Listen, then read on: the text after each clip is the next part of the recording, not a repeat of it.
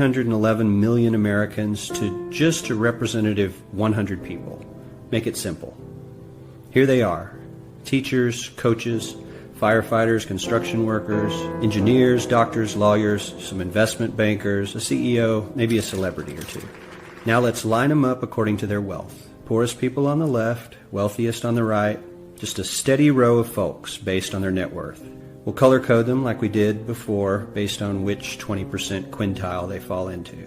Now let's reduce the total wealth of the United States, which was roughly $54 trillion in 2009, to this symbolic pile of cash. And let's distribute it among our 100 Americans. Well, here's socialism, all the wealth of the country distributed equally. We all know that won't work. We need to encourage people to work and work hard to achieve that good old American dream and keep our country moving forward. So, here's that ideal we asked everyone about. Something like this curve. This isn't too bad. We've got some incentive, as the wealthiest folks are now about 10 to 20 times better off than the poorest Americans. But hey, even the poor folks aren't actually poor, since the poverty line has stayed almost entirely off the chart. We have a super healthy middle class with a smooth transition into wealth. And yes, Republicans and Democrats alike chose this curve. 9 out of 10 people, 92%, said this was a nice, ideal distribution of America's wealth. But let's move on. This is what people think America's wealth distribution actually looks like. Not as equitable, clearly, but for me, even this still looks pretty great. Yes, the poorest 20 to 30% are starting to suffer quite a lot compared to the ideal, and the middle class is certainly struggling more than they were, while the rich and wealthy are making roughly 100 times that of the poorest Americans, and about 10 times that of the still healthy middle class. Sadly, this isn't even close to the reality.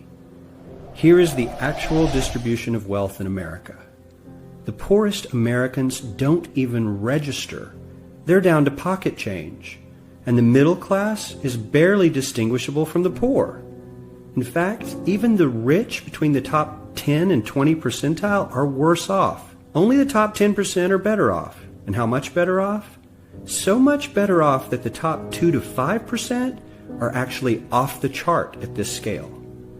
And the top 1%, this guy, well, his stack of money stretches 10 times higher than we can show. Here's his stack of cash, restacked, all by itself. This is the top 1% we've been hearing so much about. So much green in his pockets that I have to give him a whole new column of his own, because he won't fit on my chart. 1% of America has 40% of all the nation's wealth. The bottom 80%, 8 out of every 10 people, or 80 out of these 100, only has 7% between them. And this has only gotten worse in the last 20 to 30 years. While the richest 1% take home almost a quarter of the national income today, in 1976, they took home only 9%, meaning their share of income has nearly tripled in the last 30 years.